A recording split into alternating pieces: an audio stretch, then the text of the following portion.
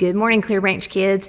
It's a brand new month, and so you know what that means. We have a brand new theme.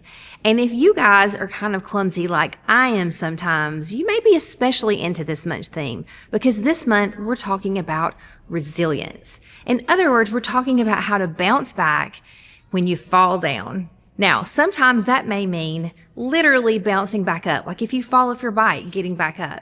Or sometimes it means getting back in the game when you've had a bad play. Other times, it may be working out problems in a relationship when one or the two of you have messed up. But regardless, it means sticking back in there and getting back in it, bouncing back. And that's what resilience means. So if you've been following along, you may remember that we've been talking through Jesus' life and his ministry and his death and most recently his resurrection. And today's story picks up right after that. See, after Jesus had risen from the dead, for about 40 days, he appeared to about 500 different ones of his friends and followers. And during those times, he just stayed with them, he talked with them, he walked with them, he even shared some meals with them. And one of the things that he did during this period of time is that he gave the disciples a very special job. He told the disciples to continue the work that he had been doing, to go everywhere they could and to teach and to baptize people in God's name. That's a really big job. But Jesus also promised them that he would be with them to the very end, no matter what. Now, during one of these particular meals that Jesus was sharing with his friends, he told them, now I want you to stay close in Jerusalem. Don't go too far away because there's a gift that my Father is sending to you, and you need to wait until that comes. And that gift will be the Holy Spirit. And it's going to help you do these things that I've asked you to do. And then, mysteriously, with no warning, Jesus rose up into heaven. And he wasn't with them anymore. They couldn't ask him any more questions. The disciples had to be super confused as to what exactly Jesus meant. They knew that he had given them this great big job to do and promised them help along the way, but they didn't really understand what Jesus meant by the Holy Spirit and what they would be able to do with that. But very soon, they had stayed close by just like Jesus told them to, and Pentecost came. Now, Pentecost was a celebration that many people would come into Jerusalem for, and there were people gathered from places all around, and they spoke all different kinds of languages.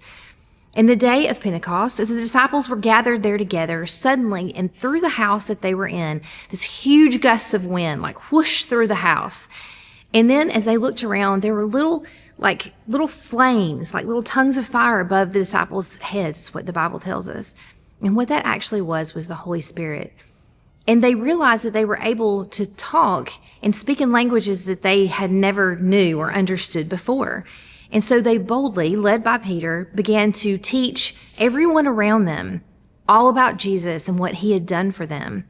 And because they were able to speak these other languages and there were all these other people gathered from places around, all of these other people were able to learn about Jesus that day. And because of that, so many more people came to believe in Jesus, and the early church began to form and to grow quickly. Now, guys, you may be wondering what exactly this story has to do with resilience, but I want you to think about what the disciples had been through. They had been traveling with Jesus all this time. Many of them had left their homes, they had left their friends and their family.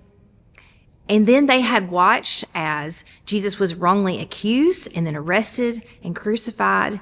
They were horrified and grief-stricken when Jesus died, and even more scared when his body was missing. And then when Jesus appeared among them and was alive, they were overjoyed. And then they were overwhelmed by the job that Jesus had given them and then confused by what he meant about the Holy Spirit. But through it all, they stuck to it. They trusted what Jesus said when he said that he would always be with them and there to help. And so they stayed the course. They bounced back when things got them down. The disciples didn't give up even when they were scared. They hung in there because they knew, like I said, that Jesus was with them and would stay with them. And we know that as well. And that's what today's bottom line is, that we can bounce back like they did because God is always with us.